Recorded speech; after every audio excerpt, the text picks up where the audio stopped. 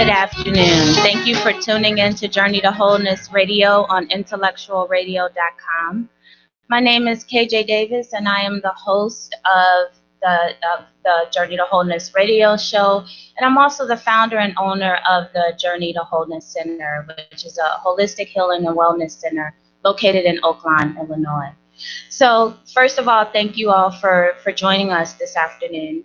So today's topic is near and dear to many hearts, and what we want to focus on at the Journey to Wholeness Center always is holistic healing, healthy living, and things that we can do to empower ourselves in our journey to a healthier life, to a life filled with healing and wellness.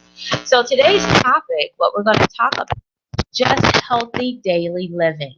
What are some of the tools? What are the techniques? What are things that we can do on a regular basis to keep ourselves in a place of health, healing, and well-being?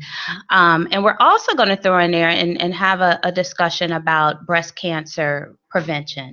So today I have with me Tammy Walker. Hello. Who is one of our certified life coaches at the Journey to Wholeness Center. Yes. So after our discussion, if you're interested in a one-on-one session with Tammy, we are available to take appointments. So I'll give you our website information and phone number so you can meet with Tammy on a one-on-one basis. So as I said, she's one of our holistic healing life coaches at the Journey to Wholeness Center. Her specialization is in raising self-confidence with women. You do a lot of work in terms of self-empowerment, self-confidence with women, as well as life coaching and helping women in terms of relationships. Yes, I do.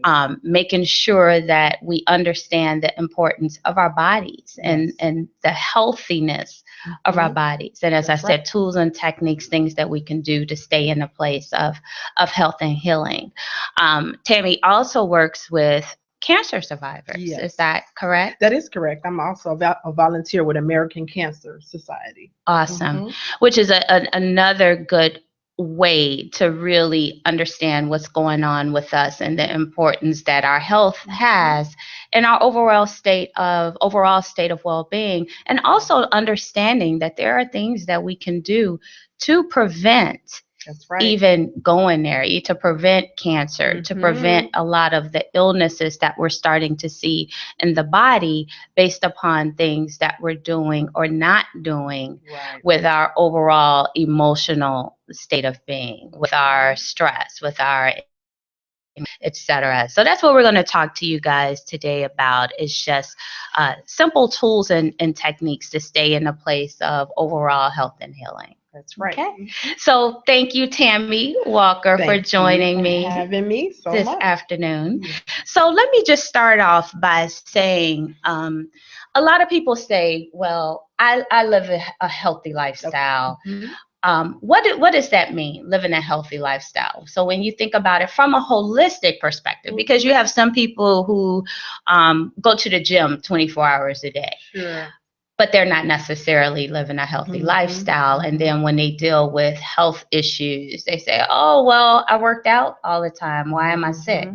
You know, why am I dealing with this major health issue? Right. You have some people who are avid dieters, and they say, oh, well, you know, I eat all the right foods, but why am I still suffering in these other areas of my life? So tell me a little bit about what holistic healthy living is and means. Okay. I would say it means more than going to the gym. It also means taking care of your mind, taking care of your body and your soul. You can go to the gym 5 days a week, but if you are having drama at work constantly or in drama-filled relationships, you're not going to be healthy because you're still stressed out, which causes inflammation of the body. So holistic, healthy living would probably look like someone that meditates, someone that journals, eats well, drinks the right amount of water, gets their rest and sleep, exercise, as well as knows how to balance things out, knows when to take a break, take a vacation. Absolutely. The balance part. I like what you say in terms of the balance part. Yes. Because you find so many people so focused in just one area or one aspect of that healing. When you think about mind, body, spirit, and emotion, Yes. It all has to balance and it all has to play well together. That's and right. Sometimes we don't quite understand that, or we don't quite get that, where we spend so much time and energy focusing on one aspect of ourselves, Right. and everything else just kind of falls by the wayside. That is correct. It's about having balance. A lot of people don't have balance. Maybe they're working 15 hours a day or some crazy number. Some people work 60 hours a week. Right. How can you have a healthy life when you don't even get the proper rest? So sleep is underrated, but we all need it. Absolutely. It doesn't matter if you're a newborn to 99 years old, you need your rest. You need your rest. Absolutely. And we think that our bodies, and the weird thing about our bodies, it actually adjusts to us not getting the sleep, and then we think it's okay. We think it's okay. It's like, well, my body only needs 3 hours of sleep. I'm fine with 4 hours of sleep. And I remember a time in my 20s. Okay. when that was okay. Yes, yes. Now that I am closer to 50, that is not okay. It's not okay, and your body will let you know it's not okay. Yes. So yeah, sleep is much needed. Yeah, that's for sure. Yeah, sleep. So what are some of the other things that we tend to do to ourselves that we don't think about as being detrimental to our health in the moment as we're doing these things, that we need to be more conscious or mindful of in terms of some things we do on a daily basis that would help our overall state of being? A lot of people are worriers. They worry about everything under the sun. They're stressed out. And they're so used to doing it, they're not aware that they are doing it. And this is how they live their life. They want to control things. When things are not going their way, they freak out, they panic, they try to manipulate situations, people, relationships, and it causes stress. Stress is very serious. People, underrate it. It leads to cancer, diabetes, high blood pressure, high cholesterol. You have to manage your stress, and we all get stressed, so it's normal. But when you're living in it for months and years, these are where the health issues start to come. Absolutely, because some people, you stop, once again, the body adjusts, and you become numb to it. Yeah. You become numb, and it becomes a normal, for you, a sense of normalcy, just to always be stressed out, always to be high strung, always to be over anxious, where you think it's normal, where the least little thing someone does to you, it takes you over the edge, and that's just how it is. And then you got to come back down. So you just think about what that's doing to your body. You're going up and down, up and down. And like you said, the body, you feel like, oh, well, this is just my life. And then, as you said, after prolonged years of being under this stress, the state of stress and anxiety, you start having physical symptoms. You do. That come from it, and people overeating. Oh gosh, that's a big one. Overshopping. Overshopping. They don't, it's Friday, they've gotten paid and things aren't going the best in their life, so they go buy them things they don't even need. So they say, hey, I'm going to treat myself to some dinner. I had a stressful week, and I'm going to buy food, or I'm going to shop, and it becomes habitual. Absolutely, it does. Liquor, Liquor, I'm going to give me a drink after work. Because I deserve it. And then you find these people who, every Friday, Saturday, and Sunday, they're drinking, and they're drinking their problems away. They're trying to drink the stress away, drink the anxiety away, and all they're doing is tearing up their bodies. Oh yeah, liquor is poison. That's messing up your kidneys, your liver. God only knows what else. Right. And then they say, well, I deserve it.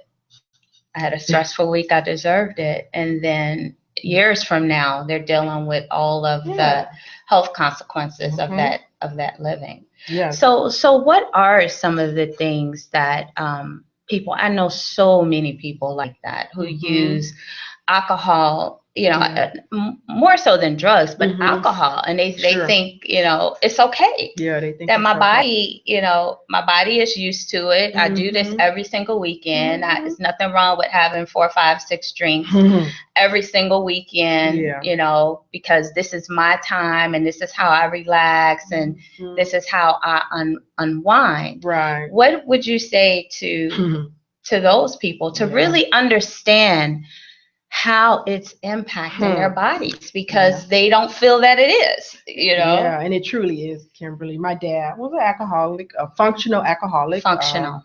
He was an electrician for the railroad. Very great. I had a great father, great provider. But he had a drink every day after work. He retired in 1997 at the age of 60, probably 2.5 or 3. By the next year, he was dead. He had a massive heart attack due to all of the drinking, years of drinking. He was a diabetic. These things catch up with you. Yes.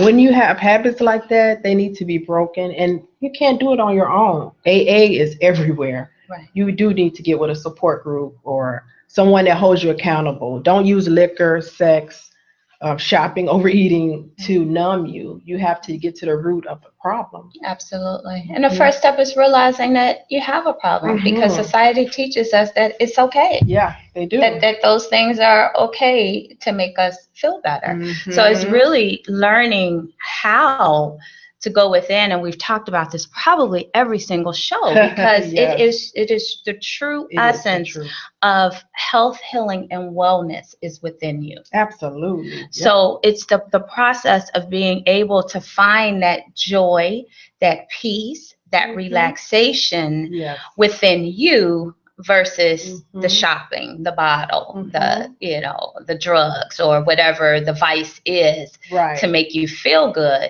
How can you learn to have that feeling just from going within? So what are some things that people can begin to do to really open up to the joy that is within them, the peace that is within them? How can they find that balance within themselves? Yeah, and I know everyone is different. For me, it worked out where I could read a book, and this happened to me in 2006, where I was searching for peace. I had gone through a divorce. My dad had passed, and financial problems. Things were not the best for me. I had no peace. So I'm on this journey for years. Like, how can I find peace? If a relationship doesn't work, I'm just screwed up for the next few months. I didn't like a roller coaster like that. Or my day is bad because I had an argument with whoever I'm dating. That's not a good way to live. You want to have peace and joy regardless of what's going on outside around you. Absolutely. Things are going to happen to all of us. It's how we respond. For me, it was a book, The Power of Positive Thinking. So I began reading this old book from 1950 something. But the methods applied today. It's biblically based, but it's about your thoughts. What are you believing in? Do you believe in the book of Matthew about having faith and how Jesus healed others, and how can you apply that to your life now? So I began to read this book. I would be on the bus going to my temporary job because I had lost my permanent job. I was laid off, and I was in bad shape because I took like a 50% pay cut. So I'm like, I just got to turn my life around. So I'm reading this book, and I began to get happy as I would read the book each day, and I started journaling things that I wanted to come to pass. And within, it was like weeks, it wasn't months, weeks, my life just like, it opened up and things began to get better because I started believing. But for me, that worked. Some people, it doesn't, books don't really hit them like me, but there are other ways people can find enlightenment. Maybe someone else, it may be a yoga class. It may be a seminar, a workshop. It may be a support group. It's church for some people, Bible class.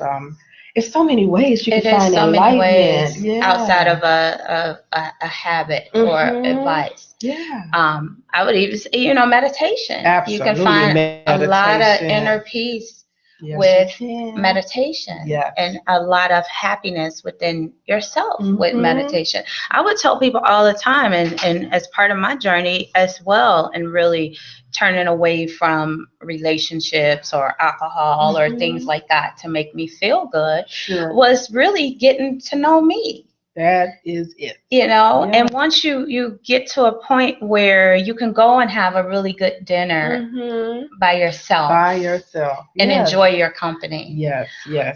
The first time I used to travel all the time for work, all the Okay. time for work, but Mhm. that's very different than picking up and traveling with yourself Mhm. by yourself. And the Right. first time I did that was probably about 6 or 7 years ago. I Mhm. went and I just needed to get away from everything, Yes. and I went by myself in Sedona. That was the very first time I went to Mm. Sedona, Wow. and just having an opportunity just to sit with me Mhm. was joy. It And is I couldn't joy. believe it. Yeah. I was like, oh wow, I'm having the Yeah. time of my life. I can That's make right. my own choices. I can go Mhm. where I want to That's go. I right. can do what I want to do. If I Mhm. don't want to do anything, I don't have to do Mhm. anything.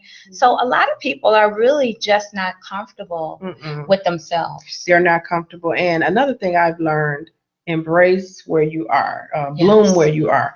Okay, I want to get married. Well, it may not be in the cards for you ever. You may never get married. You have to find peace with that. You may not get married right now. Find peace with that. I wanted kids. I wanted kids. I never wanted one, but I did. I desired to have at least one. Mhm. Hey, I didn't get to have any. I ended up with breast cancer, and it interrupted some things. But I have to make peace with that. I had to make a resolve with that. You have to be happy with the life you have. Don't look at others and compete And judge. and judge and covet. And bloom where you are. Embrace I your love path. that. And that, Bloom where you are. Do you all hear yeah. that, listeners? Write Bloom that where you down. are. Bloom where you are. Yeah, I it like gives you that a peace lot. because it's your story. Nobody can be another Kimberly. You're the only Kimberly Right. out there. Nobody can be a Tammy Walker. But embrace who you are. And I think that's what gave me peace and gives me peace. I'm happy within. I don't have a perfect life, but Nobody does. I have a lot to be thankful for. I have a good Yeah, life, and I'm absolutely. grateful. Yeah. So yeah. And it does start there with gratitude. Mhm. And you kind of shifted gears a little bit with Mhm. something that I really wanted you to talk to the listeners about, and that Sure. is breast cancer Yes. prevention Mhm. and living with breast cancer. Because Yeah. I failed to mention as I was introducing you, you Mhm. said that you are a two-time Two-time survivor breast of breast cancer cancer. survivor. Yeah. So tell me a little bit about Mhm.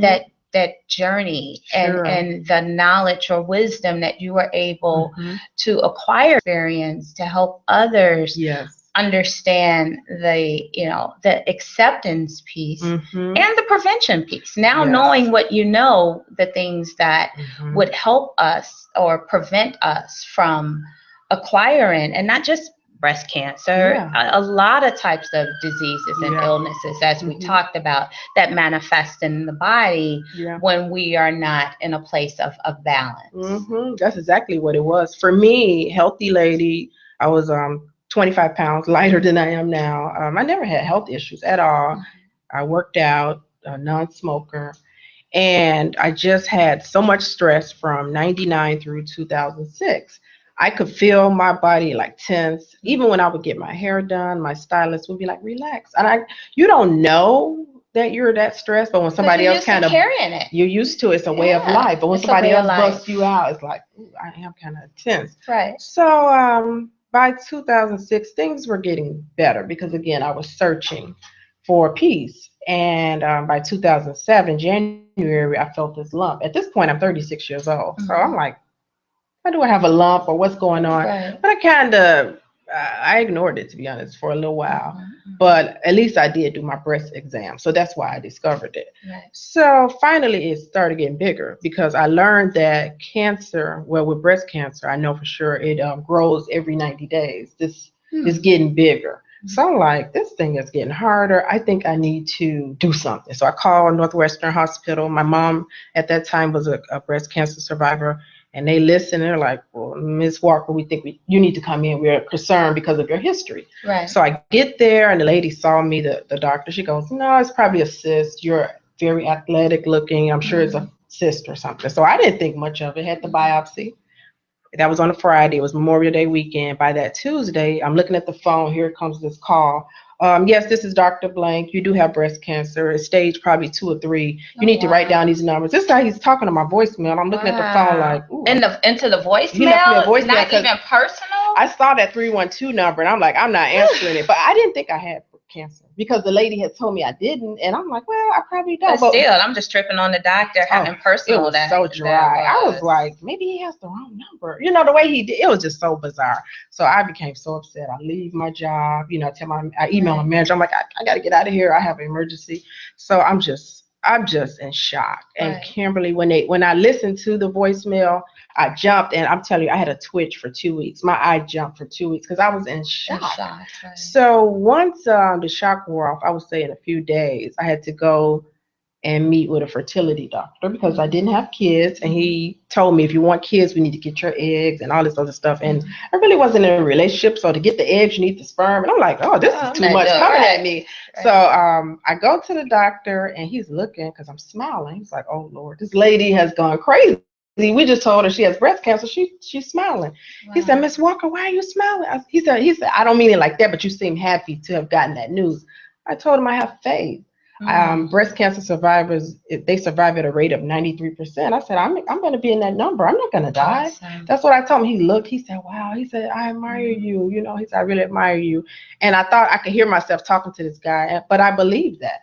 I knew other survivors. They made it. Why can't I make it? Right. And Kimberly, I thought about it, and I looked back over my life over those years, 99 through 06. I was so stressed. So ended up being stage 3. It was very aggressive. I had to have so much chemo and radiation.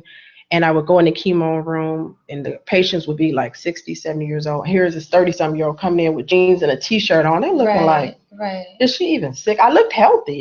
People didn't even know. They just thought I was wearing wigs. They didn't know. Right. But it was scary. I was mortified. I was really scared, but I had faith at the same time. Right. So after that, I began to, tell others about prevention. Do your breast exams. If you're under 40, do your breast exams because you don't get your mammogram till 40. That's true. If you are. And you were diagnosed, you said at 36. I was 36 years old. I was 30, so I wouldn't have had it, and it was aggressive. I mean, it was fast. Probably would have started spreading around, but I just thank God that I was in tune with my body. That's what saved my life. And then I ended up with it again in 2013 because my mom became very ill with brain cancer. And my sister and I had to be a caregiver, and we were all very close. And to see my mom go through that, it's just the stress I was carrying. And I had a brand new job. So between that, I would leave work and go be with her, and spend the night and go do my new job. Oh, God, I was so stressed. So sure enough. It was too much for your body. It was too much. And when I went back to the doctor, they're like, oh, Miss Walker, we kind of see some cells in the other breast. I'm like, oh, God, here I go again. Right. But it was much, much smaller, and it was stage 1. And I felt, it sounds weird, but I felt better going through it the second time because I was more aware. It was less aggressive. And I had been down that journey, so I'm like, here I go again. I was devastated again, but not as devastated as initially. The one thing that I haven't heard you say that I think is so key is you didn't turn yourself into a victim. No. Why is me? No, I was too scared. I thought if I freaked out, I thought if I did the victim thing, it would spread. And I wanted to live. Yes. I'm like, don't think like that. You have to think like I'm a survivor. And it really got me through. Right. But I try to preach to women, please take care of your body, get to know your body, check your breast, go to your mammograms. If they do find a lump, don't panic. Because sometimes they will find something. They're like, oh my God, they found something. Don't do that. Then if you have the other group, I'm not doing chemo. It didn't work for my sister. She passed, so I'm not doing it. Look. Case by case, get 2 and 3 opinions. Well, I'm going holistic. Okay, I'm not against that because you do what feels good for you, your body. But do listen to the doctors as well because they have more knowledge than we do about this cancer. I'm not saying they're God. They're not. Right. And if you want to do holistic, do that. But just get knowledge. That's my advice to anyone. But Kimberly, I wanted to tell you, I do not have the cancer gene because they thought I did because it came back and it was in my family. and they did this test called the BRCA test, very expensive test, and I do not have the gene.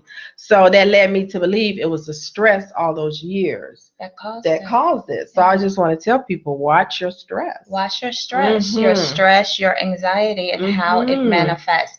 Not if it's going to manifest, how it will manifest in the body, because it will. It will. For some people, it'll be what? High cholesterol, it'll be high blood pressure, it'll be diabetes, and they're like, where's this coming from? Or to be some type of illness and that floors you, and you don't even know where it came from or how. Hair loss. You see people losing their hair, they're like, I don't know what happened. You're stressed out. Right. Face breakout, inflamed, inflammation. And I think another key point that you talked about is, let's say you are one of the ones who has a bad diagnosis or something, where you find that it's not a good situation, or you have to have extended treatment. I think attitude, the way you think, goes a long way in terms of what type of energy are you feeding it. Absolutely. Are you feeding this diagnosis with negative energy, worry, victimization? Right. Why is me, this doomsday, and not that it's not bad. I'm not trying to make light of it, but anyway, but sometimes we do have to get to a point of acceptance and understanding what's going on with our bodies in the moment and dealing with it in that moment, and not forecasting out, well, this is going to happen and that's going to happen, and be able to really cope and stand in that truth, and then begin to implement the tools and the techniques to make it through. That's so true. So now, what are some of the things that you did to stay in a place of centered, and even in a time of so much fear and distress? What were some of the things or coping tools or mechanisms that you employed to really stay smiling, as you said, to stay in a place of peace? I was pretty fortunate because I had begun this thing before I got sick. You had begun your journey, right? I already had the tools in place. I was already journaling. And once I was diagnosed, I ended up getting a therapist. She was an art therapist, and she used different techniques and tools. I can't draw anything like that, but her spirit, the type of therapist she was, it was very a creative therapist. So it was what I needed as an outlet. I also did exercise. When I would get chemo, I was told to try to exercise because it's poison. And once it gets in your system, it dries you out really bad. And they were giving me a medication to raise my cells, but it caused severe cramps. So I had to combat that with getting on the treadmill. If I could do 10 minutes, it's something. You're getting your blood moving. A lot of juice and water to purify and get that chemotherapy out. No stress. Negative people. I don't really have a lot of negative people in my life. That's just by choice, but I ran even faster. If somebody was like, bad news, bears, I'm out of here because I got to get well. And people, they forget you are sick because you look good still. I was 36. So they looking at me like, oh, she's not sick. Sometimes people, if they can't see it, they don't think you're really sick, or they forget. But I didn't forget. I'm like, I don't want to hear no drama. I don't want to hear no negativity. I don't want to hear no gossip. I just really, I had to really seclude myself some days. And some days I was too sick to answer the phone. After chemotherapy, 3 hours of all of this medication, you're very ill. And people don't understand. Some people don't even know what chemotherapy is. They're like, what is that? So you had to basically protect your space. I had to protect myself. And for those that don't know, chemotherapy is done intravenously with a IV, and you're sitting in a room for 3 hours with this poison running through your body, and it helped me. I'm here because of it, but it still tears down your good cells. So I had to really protect myself and not answer calls at times. It wasn't that I was being rude. I couldn't talk. I was so sick, and I don't think people understood that. It's a lot to go through. Absolutely. So what are some of the things you say you talk to survivors, and you've learned and you've gathered a lot of wisdom? So what are some of the things that we can start employing in our everyday lives to prevent these types of illnesses and sicknesses, and to prevent the stress from showing up in our bodies. Like, what are some things that we can just everyday, simple things? Yeah, I think journaling, it's amazing what you can write down and see happen, or write it down and get it off of you.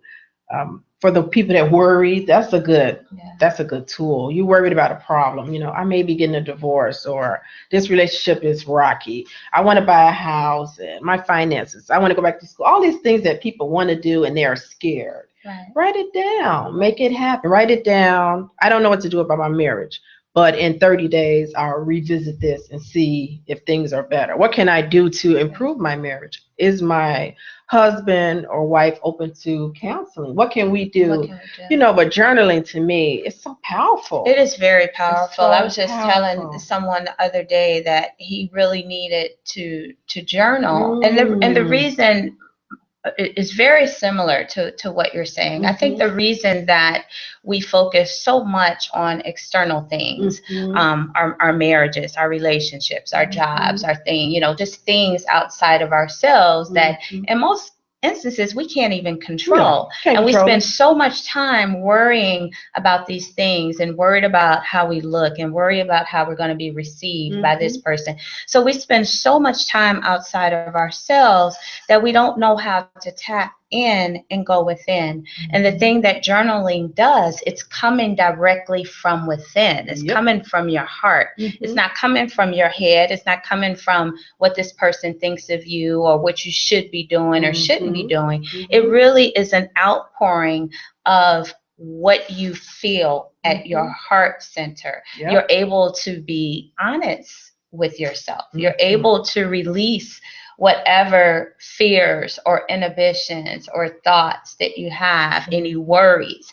You're able to express gratitude. Yes, you are. If gratitude is a place that you're at in that moment, you're able to just get it out on paper without judgment. And as you said, and you can go back and read it and say, wow, I made it through. I have been journaling for let me see, over 24 years now. Oh my goodness. And I don't do it. There were periods in my life where I did do it every day. I woke up every morning and journaled for 15, 20 minutes. Now I do it maybe once or twice a month, but for 23 years, I have notebooks and notebooks and notebooks full.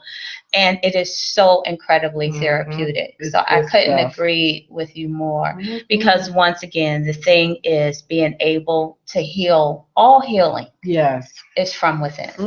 It is really being able to go within and become more intimate with you. It is so true. Because you go back and read it and you're like, this is me. This is me. And a lot of people, they're just submerged in negativity. We have to be honest. It's on the news, it's reality TV. It's everywhere. Work, church, it's everywhere. Relationships, and people, they get off on that. They like it. They like to hear drama. And why? Why are you worried about so and so? Why do you care what she has on? Because it makes you feel more better about you.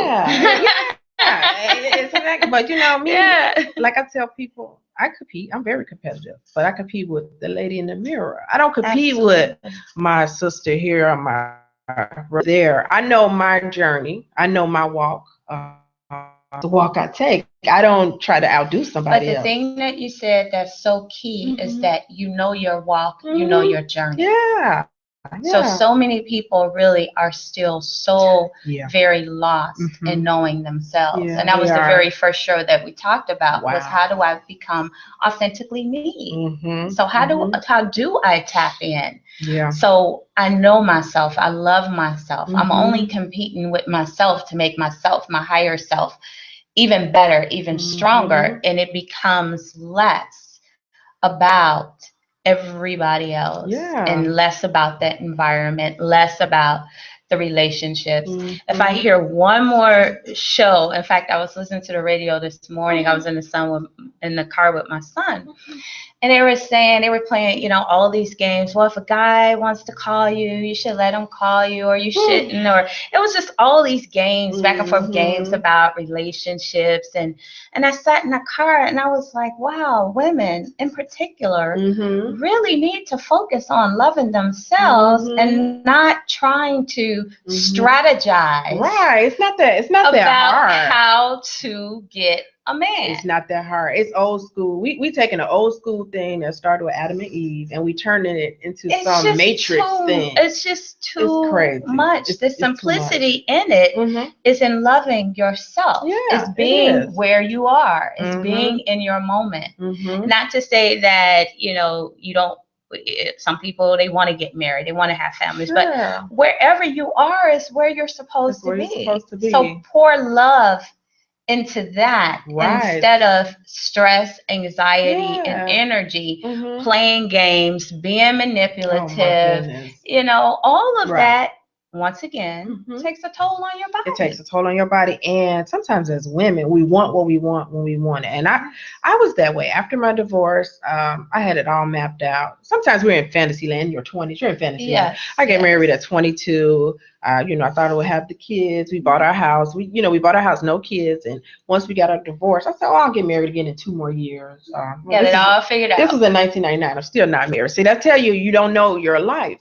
You don't know what's going to happen, and you can't map it out. But I was saying all that to say, I used to be manipulative, not real bad, but I wanted what I wanted. And if it was a guy that I was in a relationship with, I'm going to make this thing work. You're going to listen to me. I remember one time I was dating one guy, and I wrote this long letter to him. And he told, and I when I did talk back to him, he goes, I didn't read that letter.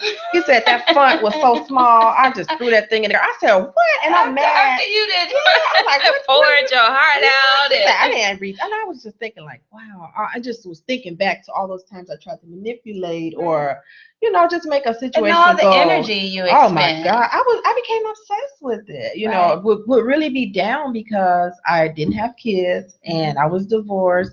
And when am I going to meet somebody? I would meet guys. I never had trouble meeting guys. I'm an outgoing lady. I'm funny and stuff. But you want that special person. You want that special person. You do. And I had trouble with that. But it opened up when I just let it go. I was like, oh, forget it. I'm just when you let it go. Yeah. Or how about you realize that you are that special person? I am special. And you are. And that's the problem with so many women. We think that we need to have something or something else, someone else to complete us without realizing we are that. We are that. And we are complete. And we are complete. We are complete. I have a great relationship and I don't, I talk about it, but within reason. He's very private. My guy is. And I don't like to be braggadocious or whatever, but we have a very healthy relationship. But, he adds to my already happy life. He doesn't complete me or he's not my everything. And I don't think I'm his everything, but we do good together. We do good together. I'm grateful to have him. He's grateful to have me, but he's not my everything. And like he tells me, he said, tell your friends we're not perfect. I don't want anybody putting us on a, this big platform like Tammy and Eddie are perfect. We're not. We're still figuring things out. But it's healthy and we have open communication. And I think all relationships, I look at relationships as your journey mate. This is somebody who you can journey with. Yeah. But it's not somebody who completes you. Could you imagine how much more stress and anxious and the anxiety and trying to find the perfect person and then you get the person who you thought was perfect and they're not perfect and could you imagine how much? So that means you're not perfect, that means you're not complete, that means you're not whole, that means and all of this, to say all of this, it really leads back to your health and wellness. Your health and wellness. And some women and men, they have secret relationships or they have someone that's not really good for them. So that causes anxiety. Where are they? They didn't call me. Oh boy. When I noticed they act this way one day, then they're different the other. I don't hear from them. All they do is text. It's so much drama. It's like, oh my goodness. And listeners, all of this drama is not healthy for your body. No, it's not. It's not healthy. Weight management. You see obesity is on the rise. Everybody's not going to be a size 2. Some people don't want to be a 2. Some people, they don't want to be a 20. But it's about your health. Watch your diet. I've had workshops where I try to talk to people, watch your salt intake. Oh, well, I like to taste my food. It's like sometimes you can't really get through to people. They're not hearing you, but it's serious. It's serious. You don't want high blood pressure from too much salt. These are things you can correct. Diabetes is very real. It's very real. It's not funny. It's not, we have the sugars high. It's not funny when you're losing toes or limbs are being amputated. That's not funny. Take control of your health. Your health is your wealth. Be an advocate for your own health. You can go to the doctor 40 billion times. They're not with you 24 hours. You need to be an advocate for your own health. Absolutely. Absolutely. Really in fact, I was just at the doctor this morning and I was telling him how I opened up the Holistic Healing and Wellness Center. And he said, Kimberly, I will send you over 100 people a month. Because most people, if you have practitioners that can work with pain, because so many people are in pain and they want me to fix it. And as a doctor, I don't fix pain. That has to come from within. He said, I can tell you what to do. I can tell you how to do it. I can give you the diagnoses, but you have to do the work. And he said, and so many people don't want to do the work. He said, they're coming to me, all right, doctor, fix my pain. And what they're looking for is for me to write prescriptions. Yes, that's what they want. That's what they want. They want a quick fix. And he said, and I'm not. He said, I don't do it, and I'm not going to do it. No. So basically, they're looking for me to turn them into drug addicts. Oh, yeah, pretty because much. they don't want to do their work. They don't want to do They the work. don't want to release the stress. They don't want to release the anxiety. They enjoy the dramas, the traumas, the dramas, and to make those fundamental life changes. You talked about, you did a workshop in terms of healthy living and things like juicing. Juicing, absolutely. eating better, being healthy, removing the drama, the negativity. So the things that you can empower yourself to do, you won't do it, but then you go to the doctor and say, fix it. Yeah, he can fix it for you already. He can fix it. Have you drugged up? Have you drugged and up? that's going to start another problem because it's always a side effect to any drug we take. Absolutely. So a lot of things can be prevented. You don't even have to go down that street. Don't go down the diabetes street. Right. Don't go down breast cancer road. That's why I volunteer for American Cancer Society. I don't want to see another 36-year-old with a deformity of a breast because of stress. That doesn't have to be. Because of that, I wasn't able to have kids. I'm okay with it now. I have peace with that. I don't want that to be somebody else's story. Some women really want kids, and I could have still had some, but it is known that breast cancer is hormonal, and some women after they do have a baby, if they've had breast cancer, it may come back like really aggressive. Right. So you don't want to start messing with that either. Right. It's just don't go down that road if you can prevent it. If you can prevent it, absolutely. Yeah. So tell me a little bit, the thing that I struggle with being having the Holistic Wellness Center, one of the areas that is really tough to get an upstart with is life coaching. Yes, and people understanding what a life coach is and the role that a life coach plays in their life. Yes. When I was starting my business, I talk about this all the time. When I was starting my business, I had a business coach who I came to the table with my business plan, everything figured out because I'm extremely analytical, been in business 20-something years, so I know business. Yep. And so I came to her with this plan, and in my mind, everything had to be so linear, so analytical. Okay, I have the business plan. Okay, now I need to get financing. And once I get the financing, I can find the spot. And then once I find, so I had all of this stuff mapped out. She looks at the business plan and looked at me like, okay, what are you waiting on? Go to work. And I'm like, well, I don't have the financing and I don't have a spot and I don't know. Go to work. Go to work. And that resonates with me so fully because sometimes you do need that extra push or that someone from the outside who can look in and say, just do it. Just Nike said it, right? Nike said it. Just do it. Yeah. Because you can come up with all the reasons in the world, and a lot of it is based in fear. I was great. All the reasons in the world. And I Right. remember walking out of that meeting with her, and I went to this restaurant to have lunch. And I was just in tears because I was overwhelmed or overcome with fear because she was telling me to realize your dream, to just do it.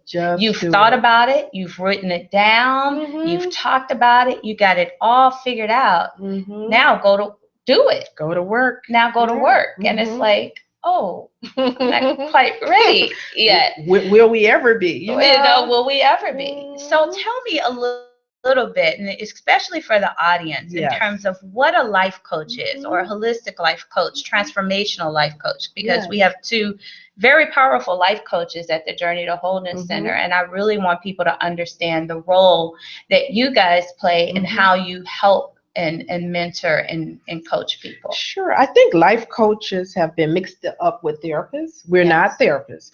Life coaches are more or less, especially me, an encourager, someone to hold you accountable, but we do it with love. I do it with different techniques as well.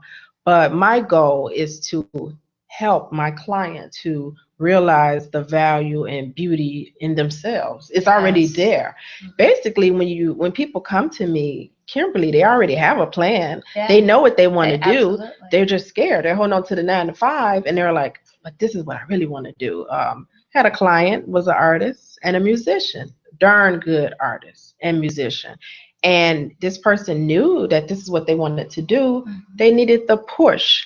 And after coming to me, this was a beautiful client. This guy inspired me. And after coming to me, he started putting his artwork out there. He started doing open mics and playing his guitar and jamming with other musicians. And he had told me in a session, eventually I want to get married. Last time I talked to him, he was engaged. And I just it made me feel like a proud parent, because that's the goal of a life coach, is to meet with you, to hear tell me what you want to do.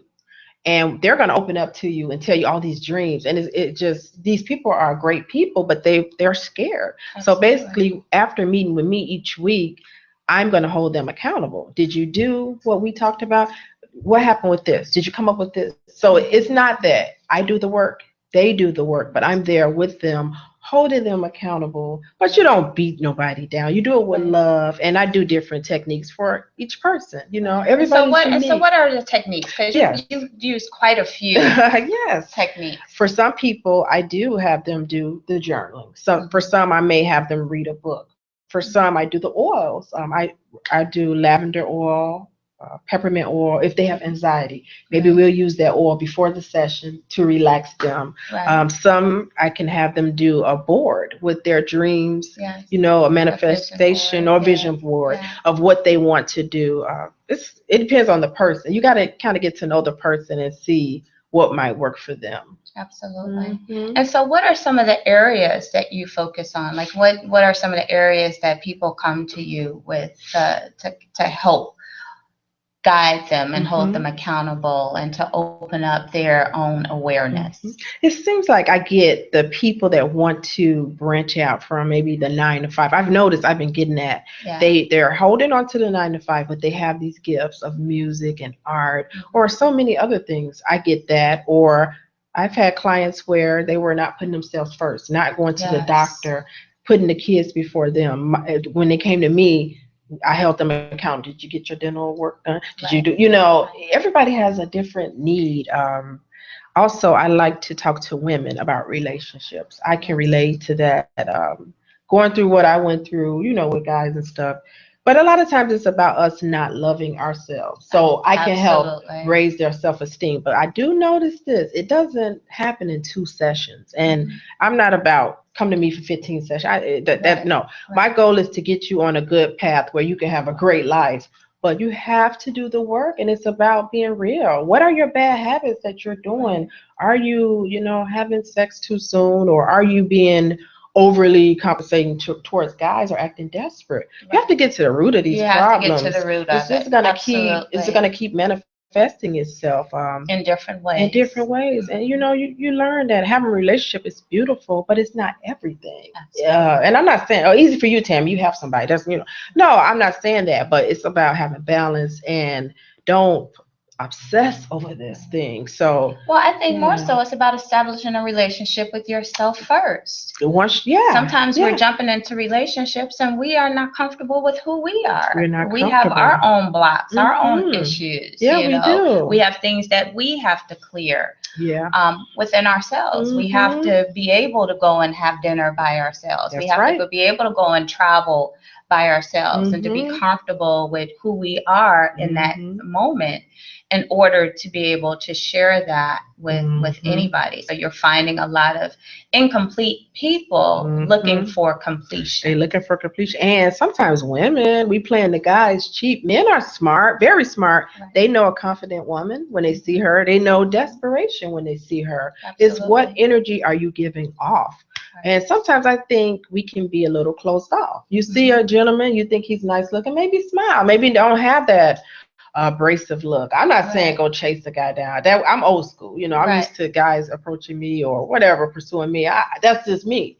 But a smile don't hurt, or how you Right. doing? It's always nice to be present yourself as being friendly.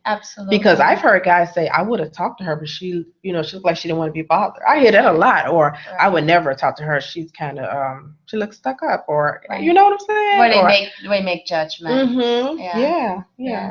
And I think that's, once again, a lot of women are not confident Mm-mm. within Mm-mm. themselves. Yeah, you have to be And men confident. too. This And is men. not just a Mm-hmm. female thing, but a Mm-hmm. lot of men too, because a lot Mm-hmm. of men, what I'm finding in this line of work, Mm-hmm. unfortunately, we have mostly women. I would say it's the majority of women that really come to the center and really trying to Mm-hmm. open up to their inner selves, but it's mostly men who need it. Yeah, they It's need it. men who's dealing with stress and drama and Yes. childhood issues Oh, and yes. anxiety, and even more so than women, because they're not allowed to express that. Their Mm-hmm. expression of stress, anxiety, pain, and hurt is weakness. Yep. If they show that, If they right. show it, it's weakness. If Mm-hmm. they go to get help for it, it's Mm-hmm. weakness. Mm-hmm. So what they do is they carry it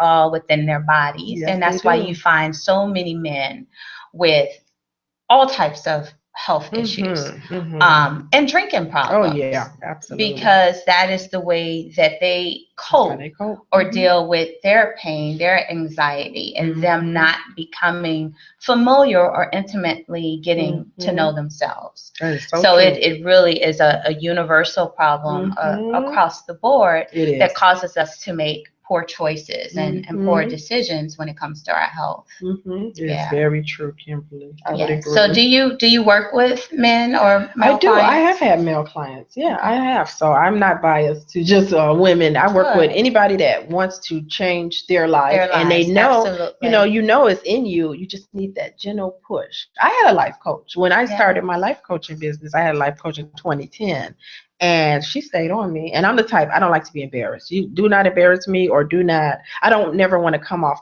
unprepared. So that held Right. me accountable. I was like, oh my God, I gotta get these business cards done. I have to find an office space. I'm going to get my website. I mean, she was on me each week, but she really helped me. And yeah, how can you be a life coach and you don't have one? And you don't have one. You have to have had the experience. Yeah, it really Absolutely. helped me. It really did. Absolutely. So, Well, thank you so very much, you Tammy, are for welcome. joining us. This was a wonderful opportunity to get people to really begin to focus in on their own health and wellness and Hmm. some everyday things that they can do on a regular basis. Yes. Nutrition, exercise, Hmm. journaling, Hmm. removing themselves from negative situations, Yes. focusing on themselves versus everybody and everything around them. Hmm. So once again, if you want to meet with Tammy, she's at the Journey to Wholeness Yes. Center, one of our amazing life coaches. Thank you. You can find us on www.journeytowholeness.org. We're in Oakland, Illinois, so we look forward to hearing from you. As always, have a wonderful afternoon, and we're signing off Journey to Wholeness Radio on IntellectualRadio.com. Thank you.